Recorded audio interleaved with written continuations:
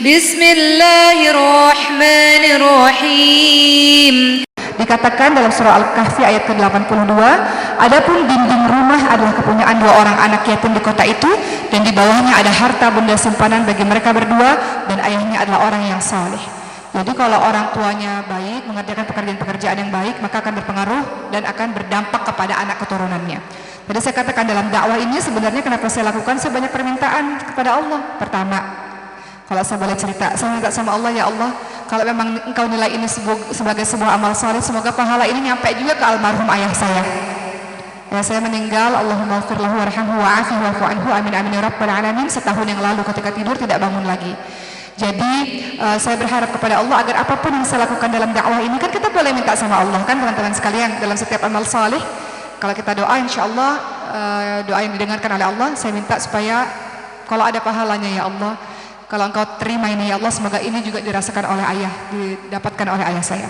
Kemudian kedua, saya minta Sulaiman itu ada kelainan langka ibu-ibu sekalian, yang ada kromosomnya gangguan dan itu tidak bisa diubah. Tapi saya minta kepada Allah, dikala banyak anak-anak tak mampu bertahan, dikala banyak anak-anak yang tak bisa berjalan, tak bisa berbicara, maka saya minta sama Allah, sejak dia dinicu 2 minggu dia dinicu, saya minta pada Allah, ya Allah, jadikanlah dia bisa berjalan, dia bisa bicara, dia bisa hafal Quran, dia bisa mengajarkan agama, dia bisa menjadi seorang ulama. Harapan seorang ibu, boleh kan teman-teman sekalian, harapan seorang ibu, ya.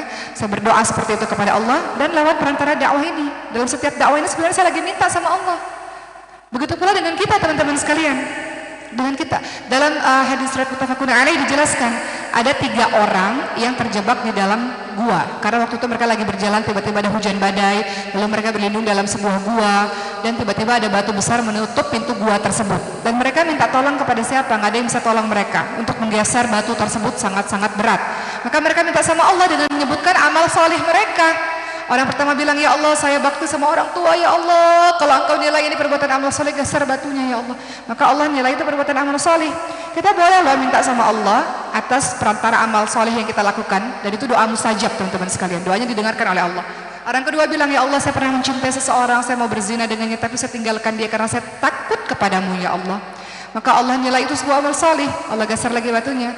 Orang ketiga bilang, ya Allah, saya punya pegawai yang dia nggak ambil gajinya. Gajinya itu saya belikan hewan ternak. Sekarang hewan ternaknya udah berkembang biak ratusan, banyak sekali.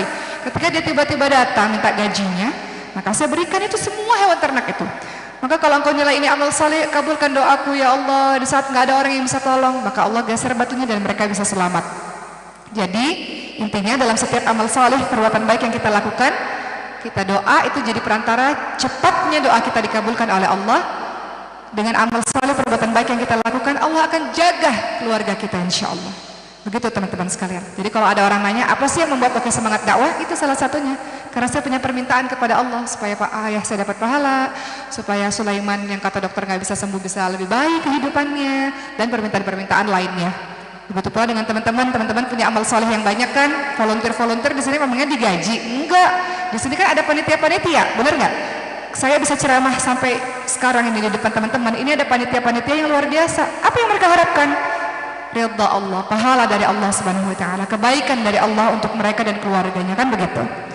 Begitu ya. Jadi kembali lagi, bagaimana cara kita menjadi ibu yang salihah? Pertama, berusaha untuk memperbaiki diri sendiri. Kata Umar bin Abdul Aziz, beliau mengatakan, setiap mukmin yang meninggal dunia, di mana ketika hidupnya dia terus memperhatikan kewajibannya kepada Allah Subhanahu wa taala, maka Allah akan senantiasa menjaga anak dan keturunannya setelah itu. Jadi ini motivasi buat diri kita. Kita harus baik, kita harus jadi wanita yang salihah, kita harus melakukan amal-amal salih karena kita ingin anak keturunan kita mendapatkan kebaikan itu pula. Diawali dari kita.